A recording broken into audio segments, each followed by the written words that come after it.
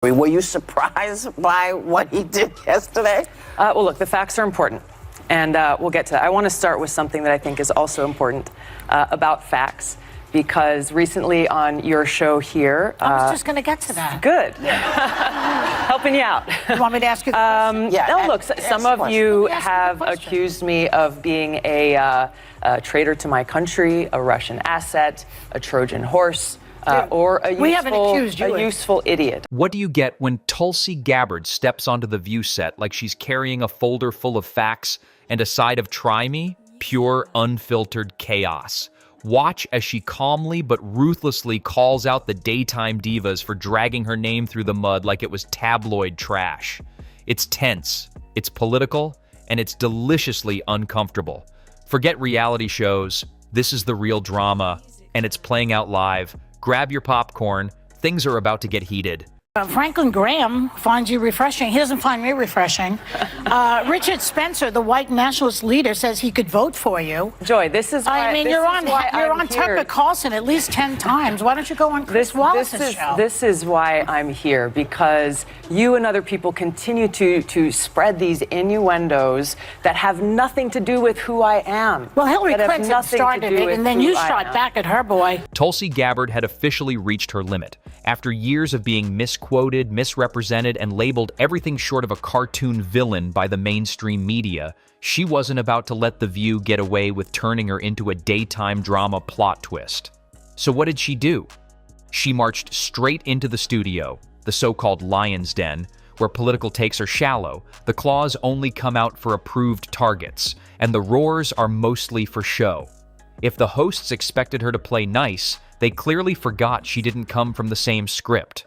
He got asked about Tulsi Gabbard, and the reporter, the journalist, said there are foreign allies who are very nervous about sharing intelligence with her. And he said, oh, I don't know.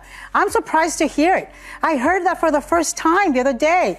I mean, I think she's a great American. I think she's got tremendous common sense. This woman with tremendous common sense, Tulsi Gabbard, went to Syria, met with Assad, legitimized him as a member of Congress, then came back here and advocated for him, said that there was no evidence of crimes. If you've ever caught an episode of The View, you know exactly how it goes. Whoopi leads the charge like the matriarch of a very loud political dinner, with the rest chiming in like your opinionated aunts at Thanksgiving, confident, passionate, and completely convinced they're the smartest ones at the table. The show's idea of debate? 5-minute sound bites stacked on top of emotional hot takes. So when they casually tossed Tulsi Gabbard's name into the smear machine, they didn't just underestimate her. They had no clue they were about to get a live on-air reckoning. No, look, some of you have accused me of being a traitor to my country, a Russian asset, a Trojan horse, or a useful idiot, I think was the term that you used. Which basically means that I'm naive or lack intelligence to know what's going on. They use that. I want to let your viewers know exactly who I am. All right. Set the record straight. I am a patriot. I love our country. I am a strong and intelligent woman of color. Tulsi Gabbard isn't your run-of-the-mill political figure. She's a former congresswoman, a combat veteran, and a straight shooter who doesn't hesitate to call out extremism on either side of the aisle. She's built a reputation by refusing to play team politics, often acting as the adult in a room full of shouting partisans. That no-nonsense approach is exactly what she brought into the View studio. Cool, composed, and completely ready to challenge the hosts who'd been mischaracterizing her for years. The result? A masterclass in staying calm while everyone else scrambles. You're on state TV all the time. Why do you go on Fox Channel, which is a propaganda network, 16 times with Tucker Carlson? I never see you with Chris Wallace or that other guy, what's his name, Brett Baier. Well, why aren't you on with them? I go on Tucker Carlson, go on Brett Baier, go on Sean Hannity, go on MSNBC, go on CNN. I am here to speak to every single American in this country about the unifying leadership that I want to bring as president. Not just speak to those who agree with me, it's nice to think that that But can happen. to speak with those who may disagree with me. Let's rewind the tape for a moment. The hosts of The View have made a living out of tossing out political takes that are more feelings than facts, all while congratulating each other like they've cracked the code to world peace. Their analysis, less Harvard debate, more finger painting on live TV. So when Tulsi Gabbard, a seasoned veteran with both policy chops and a backbone, walked into their set, it was like introducing algebra at a poetry slam. To them, she's always been framed as some sort of political supervillain. Is she a foreign agent? Is she helping the enemy? The questions are wild, the evidence non-existent. But hey, it makes for dramatic TV.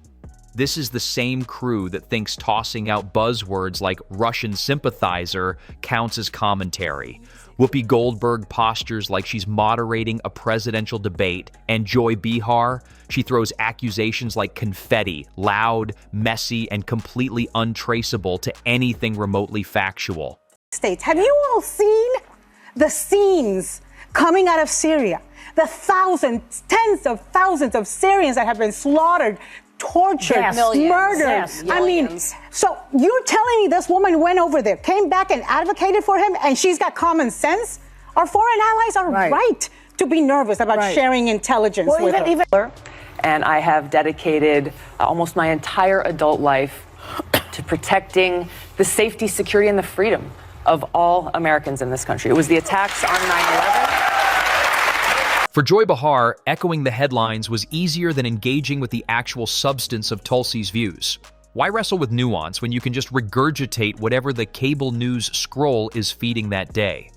Then there was Sunny Hostin, the self-anointed empress of pseudo-intellectual hot takes. Her game plan? Package every political disagreement as a civil rights issue, whether it fits or not. She'd shake her head, raise her voice, and act like rejecting identity politics was some kind of personal betrayal. Want to turn a complex geopolitical stance into a hashtag? Sunny's your girl. But that day, Tulsi came prepared. You could see it in her posture, composed, laser-focused, and fully aware that she was stepping into a room more interested in applause lines than honest dialogue. While the hosts tossed around buzzwords and snide insinuations like they were hosting a roast, Tulsi calmly broke it all down, point by point, with the focus and clarity of someone who actually knew what she was talking about.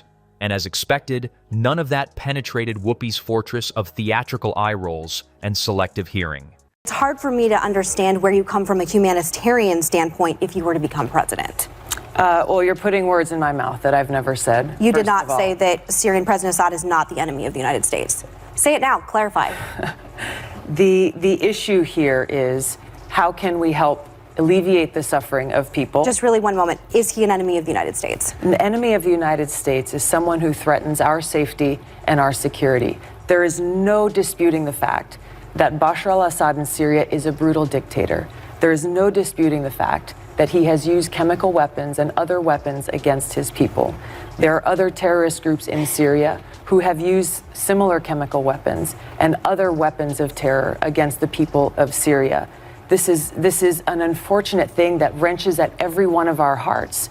This is not something I'm disputing, nor am I apologizing or defending these actions. And when Joy Behar inevitably trotted out her go-to jab, labeling Tulsi a Russian sympathizer, Tulsi didn't blink. No shouting match, no dramatic retort, just pure, focused composure.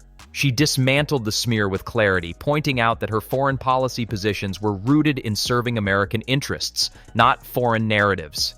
That stung. Joy, who's made a brand out of buzzwords and shallow jabs, suddenly looked like someone who had accidentally stepped into a debate tournament without a single fact in her pocket. Then there was Sunny Hostin, still clinging to the idea that rejecting identity politics was some kind of betrayal. Her take? If Tulsi didn't speak the language of woke checklists, she couldn't possibly understand modern America. It was almost laughable, like watching someone try to explain chess using Candyland rules. The arrogance of The View's hosts, believing they define progressivism, was on full display. But Tulsi wasn't there to play along. She calmly, thoroughly, and relentlessly called them out on their tribalism, their lazy narratives, and their refusal to engage in meaningful policy talk. It wasn't a debate, it was a demolition. And The View? It looked more like a talk show on fire, with the hosts fumbling through smoke and broken talking points. My point is that the reality we are facing here is that since the United States started waging a covert regime change war in Syria, starting in 2011, the lives of the Syrian people have not been improved. Their well-being has not gotten to a better place. Their suffering has not decreased.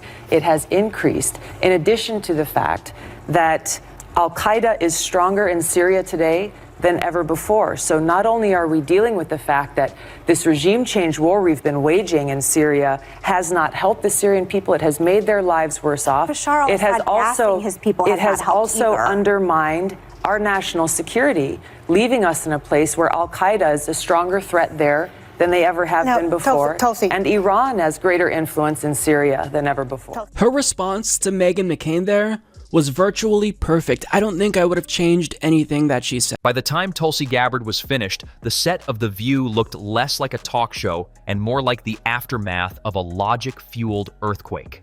The hosts, normally so confident behind their echo chamber, sat stunned, outmaneuvered, and visibly scrambling for composure. The media, in predictable fashion, tried to reframe the moment as Tulsi being combative or out of line, but anyone who watched knew the truth. She walked in calm, composed, and armed with facts, while the hosts unraveled like badly scripted reality TV characters. The fallout? Instant and brutal. Social media lit up with clips and memes celebrating Tulsi's takedown. Her supporters called it exactly what it was, a masterclass in keeping your cool while everyone else loses theirs. Meanwhile, The View's defenders were left clutching at straws, trying to spin incoherent narratives into damage control. But here's the brutal irony. Every time The View tries to smear someone like Tulsi, they only amplify her credibility. She doesn't rise by pandering, she rises because she's not afraid to step into hostile territory, speak truth to hysteria, and walk out without a scratch. In a media landscape bloated with bias and bluster, Tulsi Gabbard didn't just win an argument, she made a statement. And The View, they proved once again that shouting over someone isn't the same as winning a debate. As a soldier, I deployed with our brigade combat team from Hawaii. I volunteered to deploy with them to Iraq in 2005, which was the height of the conflict there. I served in a medical unit where every single day I was confronted with, in a heart-wrenching way, the high human cost of war. Very first thing I did every single morning was go down a list of names of every single American casualty, every single service member who'd been injured the day before. There's no denying it. Tulsi Gabbard walked into The View like a warrior heading into battle, leaving the hosts reeling and the media scrambling to explain how they just got served by someone with more composure than a yoga instructor in the middle of a blackout. The hosts? They looked like deer caught in headlights, totally unprepared for what was coming. So, how did the media respond to this jaw-dropping takedown? Naturally, they had to paint it in the most measured light they could muster. Tulsi, who sliced through their nonsense with surgical precision, was suddenly being painted as too calm, too detached, as if her ability to stay collected was somehow a flaw. The media's attempt to twist the narrative wasn't surprising. They had to protect their narrative that Tulsi was either a left-wing extremist or a right-wing pawn. What they didn't want to admit was that she wasn't here to play their game. Instead of descending into their circus of petty drama, Tulsi calmly dismantled their arguments as if holding a lecture, while the hosts scrambled to get their facts straight. She didn't raise her voice, she didn't engage with their chaos, she just exposed the flaws in their lazy approach to political discourse. Tulsi wasn't just playing chess while they were playing checkers. She was making sure they realized the game had changed. Tulsi Gabbard recently appeared on The View in what has gotta be one of the most frustrating and downright baffling segments I've ever seen from the mainstream media when it comes to their coverage and response to progressives. Because not only were they disrespectful, but they smeared her to her face. And while they did this, anything that she said that was substantive, it went right over their heads, and it really reveals just how ignorant the hosts are. And even someone who isn't usually this bad, like Joy Behar, really disappointed me here. Meanwhile, social media erupted like a volcano that had been dormant for centuries. Tulsi's supporters flooded Twitter, hailing her as the hero they didn't know they needed. Memes, GIFs, and hashtags exploded across the platform, amplifying her victory. And the best part? Her detractors couldn't even muster a coherent response. It was like watching someone throw a punch, but missing because they were too busy admiring their own reflection. Their arguments crumbled faster than a sandcastle in a windstorm. But the real fallout, the aftermath of Tulsi's appearance, could completely alter the game for future political guests. You can bet that the next time someone comes on to challenge the View's status quo, they'll be running through a mental checklist. Am I ready for someone to completely dismantle my talking points and expose me for being underprepared? The idea that any of the hosts could just bring in another independent voice and think they could get away with their usual petty tricks? Not happening. Tulsi set the bar so high that the next time, the View hosts will have to bring their A game, or risk having their entire operation exposed for what it truly is. A circus where only the loudest opinions matter, not the most thoughtful. Tulsi Gabbard co-hosted The View, and things got spicy between Gabbard and some of the ladies on the show, especially when it came to some of the rumors that have been flying around in regard to Tulsi Gabbard and her relationship with Russia. What she was referring to there were previous statements that were made by a few of the women on The View.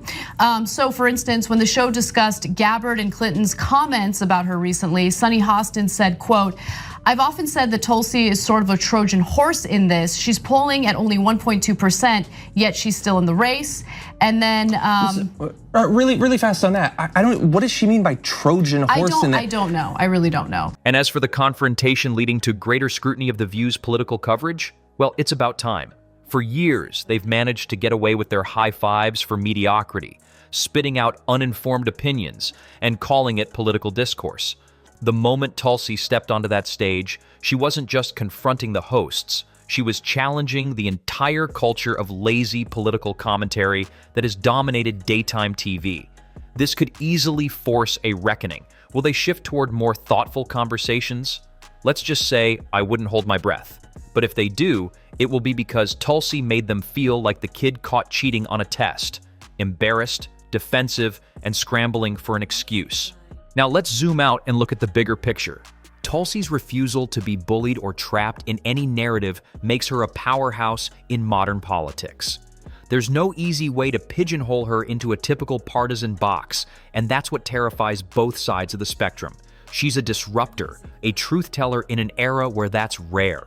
While everyone seems more interested in collecting political points than actually solving problems, Tulsi is just out here trying to do what's right, no matter what anyone says. And let's be honest, after this showdown, The View will think twice before trying to paint another politician as a villain without any facts to back it up. Tulsi's confrontation wasn't just about making the hosts squirm. It was about showing the public that it's possible to challenge the narrative, stand firm, and do it with logic and composure. In a world that's increasingly polarized, her refusal to play the media's game is the refreshing reality check we didn't know we needed. So, while the hosts of The View continue to spew their nonsense, Tulsi Gabbard will keep doing what she does best, exposing hypocrisy, calling out political games, and being the calm, collected voice of reason in a world obsessed with spectacle. Who's the real winner here? Oh, it's pretty clear. It's not the hosts of The View.